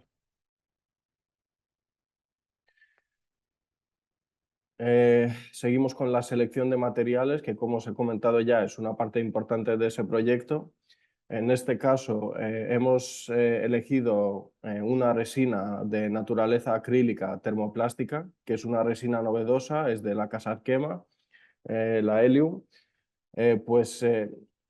Esa resina, aunque es una resina termoplástica, viene en una forma líquida y parece un termostable y tiene un comportamiento muy parecido a una resina termostable. La clave es que permite la separación de fibras y reutilización de la propia resina. Entonces, con un reciclado, digamos, químico, se puede separar las fibras salen bastante limpias y también se puede disolver y reutilizar la propia resina. Otra ventaja es que es una resina de baja viscosidad, es decir, se puede utilizar para el proceso de infusión que requiere resinas de baja viscosidad. También tiene la ventaja de tener propiedades mecánicas comparables a sistemas convencionales que se utilizan actualmente en la industria, como pues, el poliéster o la vinilester. Pero es una resina que es libre de estireno, lo cual no es el caso con poliéster y vinilester. Son resinas que llevan pues un 50% más o menos de estireno, así que es una resina, digamos, más segura y respetuosa con el medio ambiente. El refuerzo que hemos elegido en este caso principalmente es la fibra de vidrio para permitir una comparación con sistemas actuales, que pues es la fibra que se utiliza más en ese tipo de industria, pero también vamos a utilizar otras fibras, digamos, más sostenibles como el basalto y el lino para fabricar nuestro demostrador final y así podemos comparar entre diferentes tipos de materiales. El gel coat que hemos elegido en este caso es una poliéster ISO de la casa Bufa. Es bajo en estireno, así que es un poco más eco-friendly y ofrece un acabado uniforme y de alta calidad. Pues el gel coat en nuestro caso es una parte importante de nuestro material porque es la barrera principal y así no deja entrar el agua dentro de nuestro composite, nuestro polímero. Como parte del paquete de trabajo 2, hemos planteado una caracterización de nuestro composite, la resina helium y fibra de vidrio. Hemos hecho básicamente tres categorías de ensayos mecánicos, un estudio de envejecimiento en caracterización térmica. En cuanto a los ensayos mecánicos, hemos realizado ensayos de tracción, compresión y cizalla y también un análisis de porosidad. Así hemos podido ver lo que sale del proceso de infusión y poder mejorarlo mirando a la porosidad. También hemos evaluado el comportamiento de la interfaz de composite, la compatibilidad entre la fibra de vidrio y esa resina novedosa, termoplástica, la helium, y también el comportamiento de la propia matriz, la propia resina. Y lo que hemos obtenido es propiedades mecánicas comparables a composites de fibra de vidrio con vinilester o poliéster que se utilizan actualmente. También hemos planteado un estudio de envejecimiento, lo realizamos con una inmersión acelerada al agua de 70 grados y también hemos complementado nuestros resultados con modelos matemáticos de difusión para predecir a largo plazo pues, el envejecimiento de nuestra pala. También hemos realizado ensayos mecánicos en función de envejecimiento, así se puede ver el comportamiento al agua y cómo eso cambia las propiedades mecánicas. Y pues hemos obtenido alta resistencia al agua que es muy parecida a sistemas convencionales de poliéster. También hemos realizado una caracterización térmica a través de DSC, TGA, un análisis de curado y poscurado, evaluación de tiempos de gel, o sea, tiempos de trabajo en el proceso de infusión. Y también pues, hemos evaluado la difusión y evaporación de monómero, el monómero acrílico, el backbone de esa resina, que es un monómero MMA, que pues, hemos obtenido que es bastante estable en temperatura ambiente y de hecho más estable que el estireno.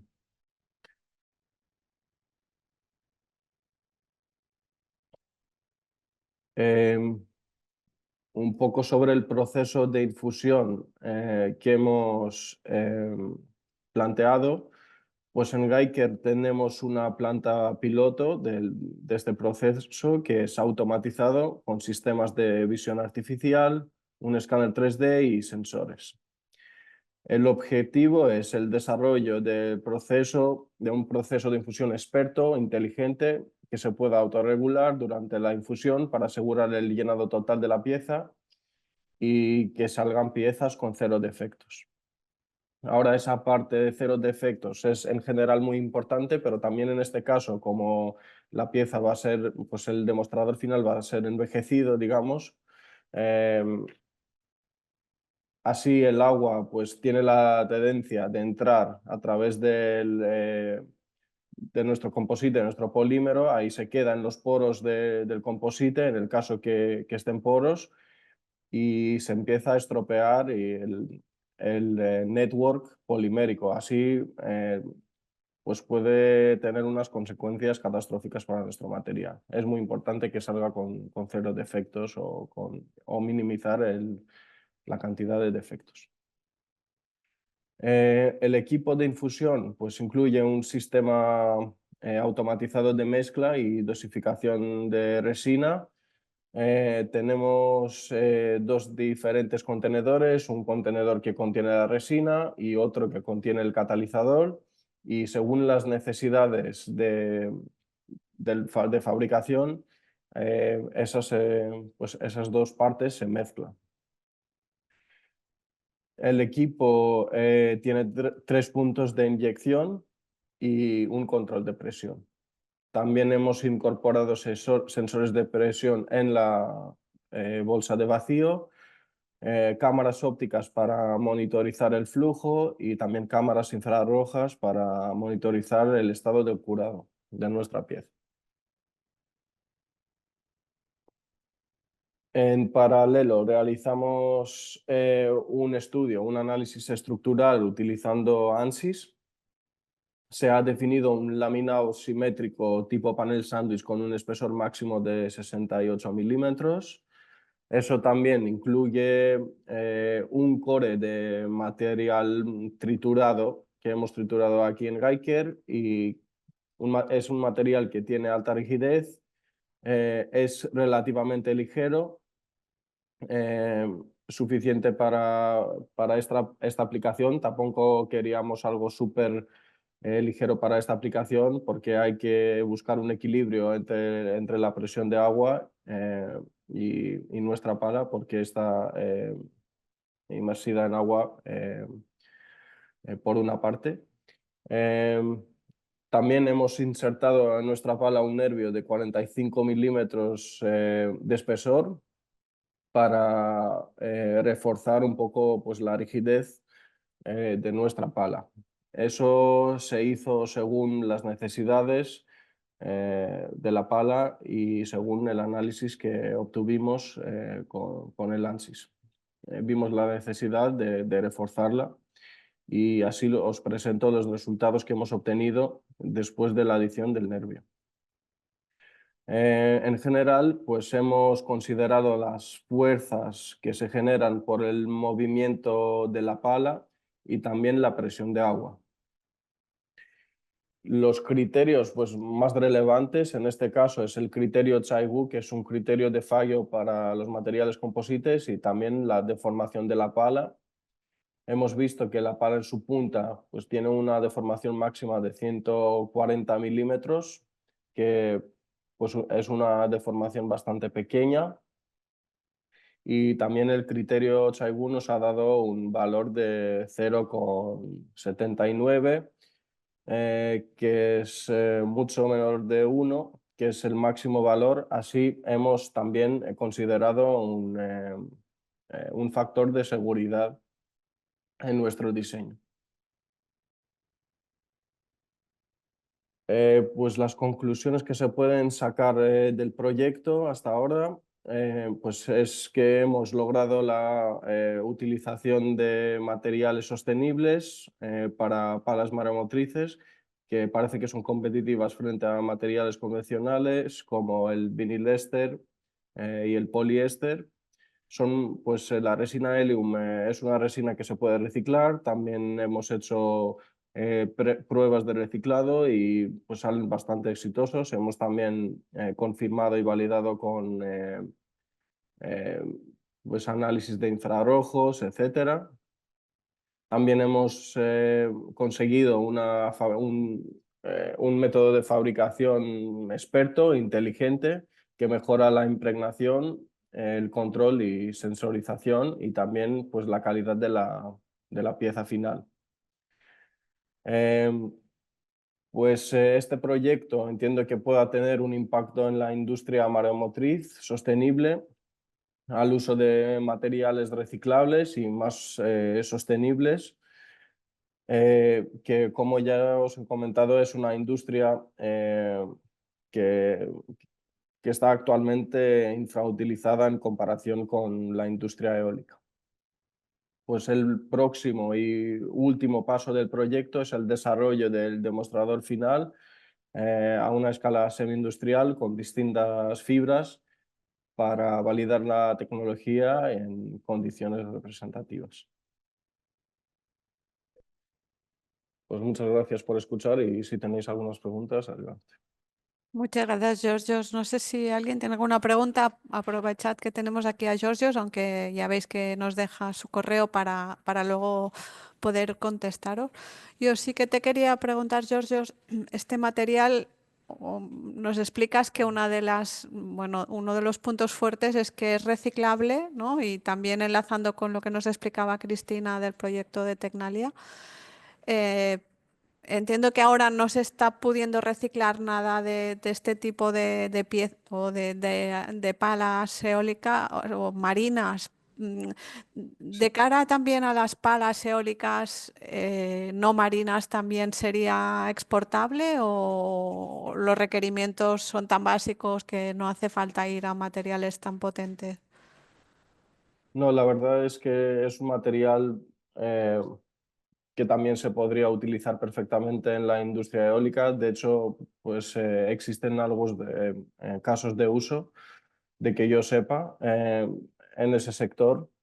Eh, lo único es que es un material que es bastante nuevo, novedoso, en el sentido que no está tanto utilizado actualmente en la industria, entonces no hemos visto realmente los resultados del reciclado en una escala más industrial. Pero en teoría, pues Arkema, que son los fabricantes del material, los proveedores, ofrecen una opción de reciclado en sus instalaciones. Muy bien, o sea, ellos mismos, ¿no? Recogerían la pala antigua y la tratarían para reciclarla químicamente y volver a introducir este material dentro del loop. Efectivamente, eso. Ellos o sus colaboradores, sí, pues también ofrecen un servicio, sí. Pues perfecto, Georgios, muchas gracias. Pues enlazando un poco lo que nos comenta Georgios, voy a introducir a Teresa Martínez, bueno, Teresa es directora de proyectos de economía circular de Sintac y justamente nos va a explicar un caso de Loop, ¿no? Es el proyecto Kluber, donde se trata de implantar un circuito cerrado de envases de plástico y además en este proyecto el CEP tenemos el honor de estar dentro del comité asesor y ya con esta ponencia de Teresa terminaríamos la sesión. Bueno, nos despediremos y haremos preguntas a Teresa, pero será la última de las ponencias. Adelante, Teresa. No te oí. Estás en silencio, Teresa. Ahora. Hola, buenos días. ¿Ahora me escucháis? Sí, Vale, gracias. perfecto. Muchas gracias, Carmen, por tu presentación y muchas gracias a los asistentes. Bueno, la última, pero no menos importante, como se Eso suele es, decir en eso estos es. casos. Voy a poner en formato pantalla y me avisáis cuando lo veáis, por favor. ¿Se ve ahora? Y yo todavía lo veo con las diapositivas de al lado, como si tuvieses que pinchar la presentación. A ver, vamos a ver. El formato. Mm, ¿Estás con varias pantallas, Teresa? Igual estamos viendo Voy a una... cerrar otra, sí, quizás voy a dejar de compartir y ahora lo Vale. pincho otra vez, ¿vale? Y así quito. Vamos a ver. Mm, quitar esto. Vamos a ver ahora. Comparto de nuevo. A ver si ahora lo vemos mejor. De momento lo tenemos. ¿Veis ahora en la presentación, pero Sí. O sea, vemos... veis la vemos... presentación, pero no en formato pantalla? Pues Sí. voy a volver a poner a formato pantalla, pero me parece que me va a pasar lo mismo, que se va a quedar en el formato. A ver, que se ve la segunda diapositiva. No, no hay problema. No, ¿Lo veis? ¿De todas maneras? bueno, lo vemos bien, ¿eh? Pero ¿Lo veis estamos bien? bien, yo ¿Sí? creo que estamos viendo una pantalla que no es la que tú quieres enseñar. Vemos las diapositivas al lado, o sea, como si fuese el escritorio, Ah, ya, ya. pero vaya, que se ve bien. Eh, vale, no sé de Vale, qué. ahora si vas arriba donde pone configuración de visualización, arriba de todo, ahí, ¿sí? Sí, cambiar Cambia en. ahora, eso es, cambia y lo Vale, veremos, me parece. ahora, vale, ya está, ¿no? Perfecto. L- Estupendo, gracias, Carmen. A ti. Venga, fenomenal. Bueno, pues nada, como comentaba Carmen, nuestro proyecto tiene que ver con una cofinanciación por la Unión Europea, por la Comisión Europea, tiene que ver con plásticos, tiene que ver con poliolefinas y con economía circular aplicada a las poliolefinas. Siempre me gusta recalcar esto, que estamos hablando de circuitos cerrados de poliolefinas, de envases de plástico de poliolefinas, porque las poliolefinas, como todos sabéis, o si acaso los que no lo sabéis, lo informo, las poliolefinas son el principal plástico que tenemos en el mundo. Es el principal polímero plástico en el mundo. Cuando se habla de economía circular, de circularidad de plásticos, parece que nos olvidamos y nos creemos que solo existe el PET. El PET es un plástico muy relevante que ha demostrado la circularidad. Podemos fabricar nuevamente, por ejemplo, botellas de plástico, bottle to bottle, a partir de reciclado, pero también no debemos olvidar que hay que seguir demostrando la circularidad de los principales plásticos que tenemos en el mundo, que como digo son las poliolefinas. Bien, este proyecto que se llama Kluber, Closed Loop Verification and Reuse and Recycled Polyolefins Drums and Crates, tiene que ver con estos tres tipos de envases que tenéis en portada. Los bidones de unos 200 litros, las cajas que son para frutas y hortalizas y los jerry cans que son de 25 litros aproximadamente, ¿vale? Bien, vamos a entrar en materia. Lo primero, presentar a Sintac muy rápidamente. Sintac es una empresa valenciana yo suelo decir una empresa valenciana con marcado carácter alemán.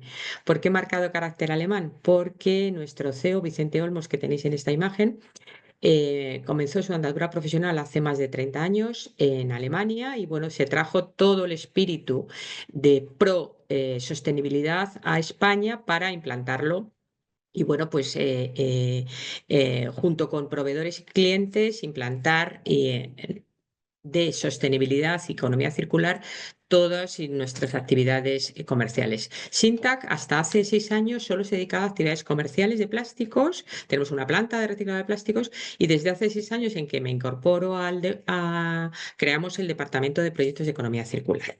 Bien, y dicho esta presentación rápida, aquí tenéis una imagen que estamos muy contentos el año pasado que nos dieron el premio a Vicente Olmos, nuestro CEO, como le nombraron embajador europeo del reciclado de plásticos. Y bueno, pues justamente ahora en estas fechas es la siguiente edición del evento de Plastic Recyclers Europe, organizado por la Organización Europea de Reciclado de Plásticos. Y bueno, estamos muy orgullosos de nuestro CEO, muy orgullosos de ello, y por eso quería presentarlo para que veáis un poco la importancia que damos al reciclado. Bien, continuando, el proyecto Kluber se desarrolla en todo el área mediterránea, como veis aquí señalado en el mapa de España, desde Cataluña hasta Murcia, es donde estamos haciendo la parte principal del proyecto, ¿no?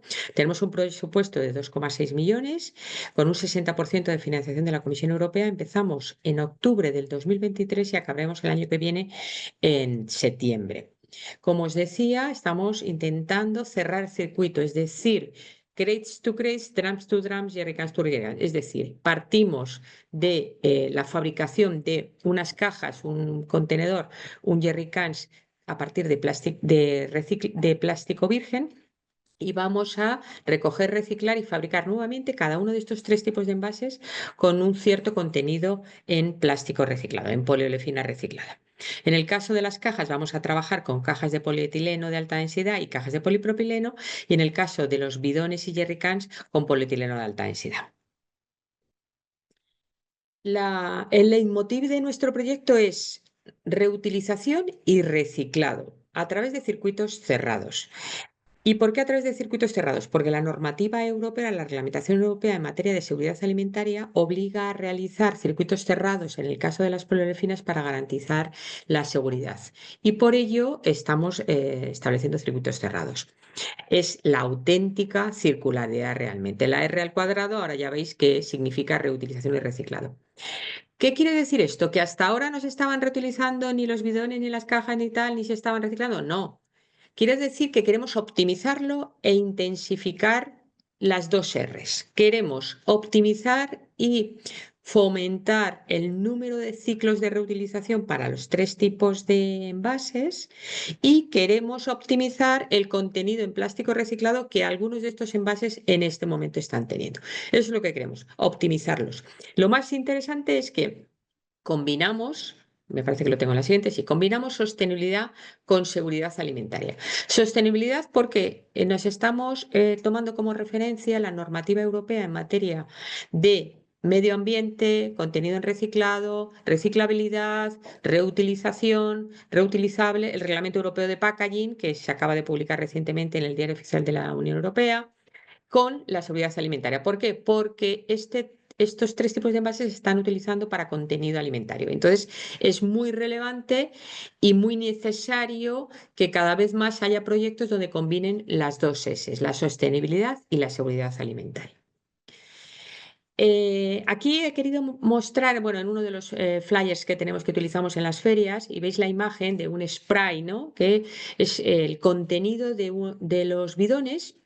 El contenido de los bidones industriales de proteína de alta densidad fabricados por la empresa Agrofresh, pues se utilizan para proteger los cítricos. Y entonces aquí veis un poco eso, es una protección, al mismo tiempo le da un brillo y tal, pero es una protección contra las inclemencias meteorológicas, ¿no? Protección para cítricos, entonces se consideran como aditivos alimentarios, ¿vale? Y volvemos a hablar de alimentos cuando estamos hablando de las cajas hortofructícolas, ¿vale? Para ver un poco más en detalle el peso de cada una de las unidades, que siempre es relevante en estas circunstancias, y ver el caso alimentario o no alimentario. Como veis, en los 3 tipos de envases estamos hablando de contenido alimentario, tanto para las cajas como para los bidones y las garrafas, y solamente en el caso de las garrafas, de las pequeñitas, de las de 25 litros, es cuando estamos considerando únicamente el circuito de alimentación. Con lo cual es un objetivo muy ambicioso para los 3 tipos de envases. Y vamos a ver ahora las empresas que nos acompañan en este proyecto. Nos acompañan envasadores, como es el caso de Agrofresh, que ya lo he comentado, para los productos químicos y detergentes que utilizamos, tanto el circuito alimentario como no alimentario, de los bidones y jerrycans. Tenemos a Reide, que es una empresa del grupo Armando Álvarez que fabrica los bidones y jerrycans.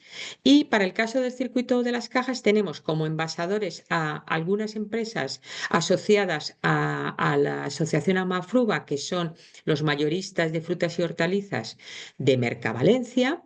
Tenemos a CAPEC como líder indiscutible en la circularidad de las cajas de plástico hortofructícolas, que consiguió la acreditación de la European Food Safety Authority en materia de seguridad alimentaria para el circuito de las cajas de plástico. Y por tanto, lo que nos aporta CAPEC fundamentalmente es intentar trasladar lo que ya tiene CAPEC para las cajas hortofructícolas, que es la acreditación en seguridad alimentaria por parte de la EFSA, trasladarlo al circuito de los bidones y jerrycans, que todavía no lo tenemos, pero con este proyecto intentamos implantar, ¿no? Entonces, al final del proyecto vamos a conseguir tener la acreditación, o queremos, es nuestro objetivo, la acreditación de la EFSA para la seguridad alimentaria en materia de estos circuitos de los drums y los jerrycans. Y luego, como fabricante, en el circuito de las cajas, como fabricante tenemos a una empresa Palek Ecológico, que nos fabrica y que es una de las líderes de las primeras empresas que iniciaron la fabricación de cajas de plástico hortofrutícolas en nuestro país. Bien, pasamos ahora al Comité Externo Asesor y tal y como Carmen nos mencionaba al principio, tenemos 4 entidades con muchos conocimientos, experiencia que nos aportan mucha relevancia de conocimientos técnicos a nuestro proyecto.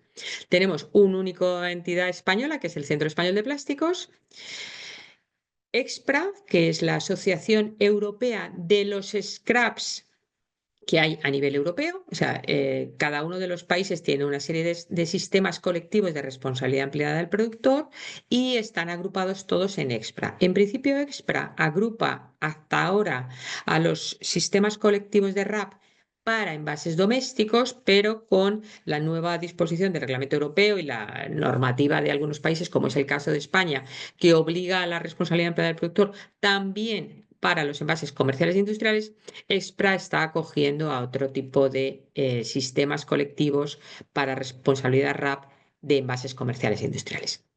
Luego tenemos a RIC y Valipack, que son 2 pesos pesados, 2 referentes a nivel europeo. Ambos son sistemas colectivos de responsabilidad ampliada del productor para envases comerciales e industriales, cada uno tiene su modelo completamente diferente.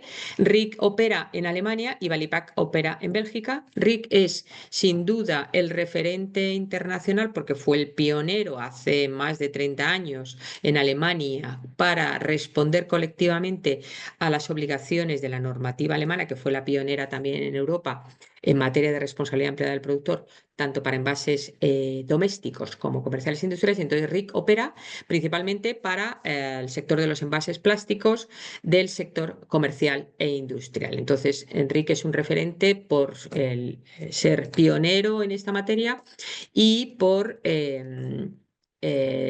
haber implantado un circuito con mucho rigor y con garantías para todas las empresas que tiene adheridas en este momento.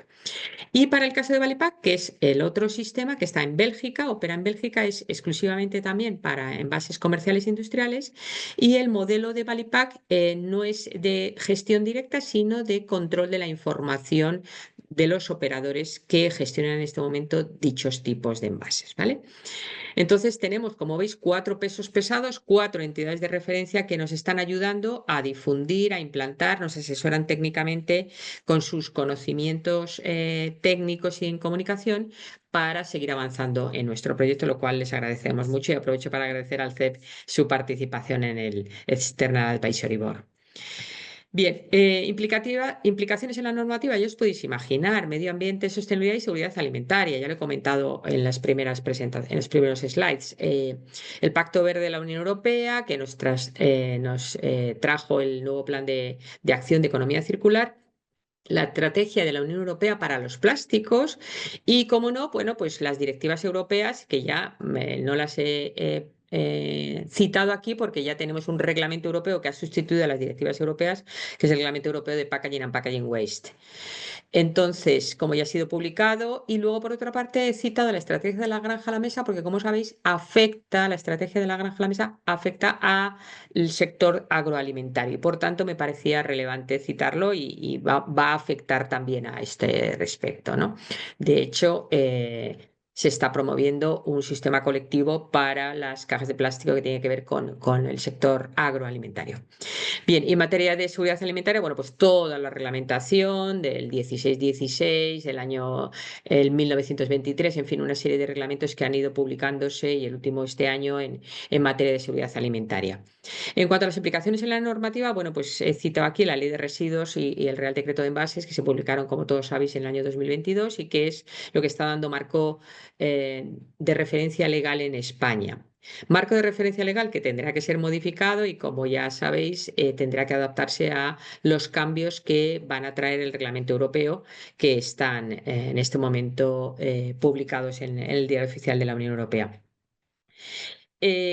Objetivo concreto, como decía al principio, queremos maximizar los ciclos de reutilización. Si ahora se reutiliza algunos de estos envases, algunas de las cajas, por ejemplo, se están reutilizando las cajas que llamamos pesadas de polietileno de alta densidad, pero sin embargo las cajas de polipropileno en mucho menor grado. Entonces, queremos maximizar los dos tipos de cajas hortofructícolas para que sean en la práctica reutilizables. De hecho, hemos colaborado para la elaboración de una norma UNE que hay específicamente redactada y aplicada a las cajas de plástico hortofructícolas. Más allá de la norma UNE que cita el reglamento europeo el reglamento español, el Real Decreto 1055 cita una norma UNE en general para los envases reutilizables, sean de plástico o de cualquier otro material, metal, etcétera.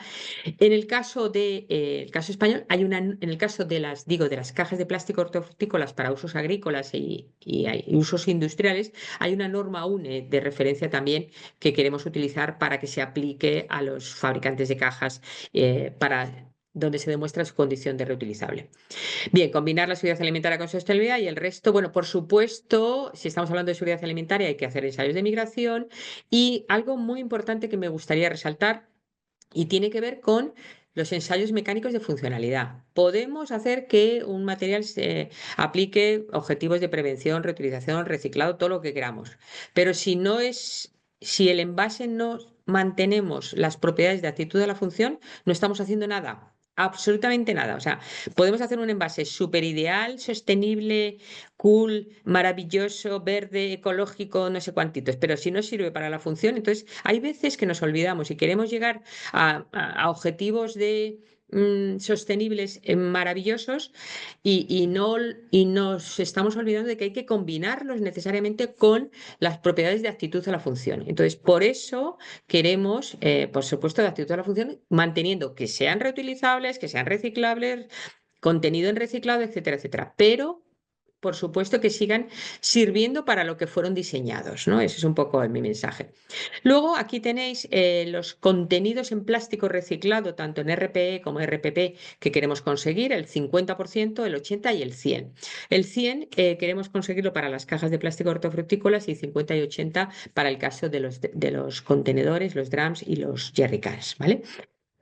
Por supuesto, queremos aprovechar para diseñar una plataforma digital que asegure la trazabilidad, que justamente entronca con la normativa española y europea en materia de trazabilidad, que es un elemento decisivo para organizar cualquier sistema de reutilización. Y si estamos hablando de reutilización, hay que hablar de sistema de depósito, devolución-retorno.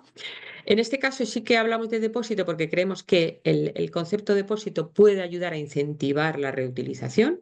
Por eso hablamos de la doble D, o sea, sistema de depósito, devolución, retorno.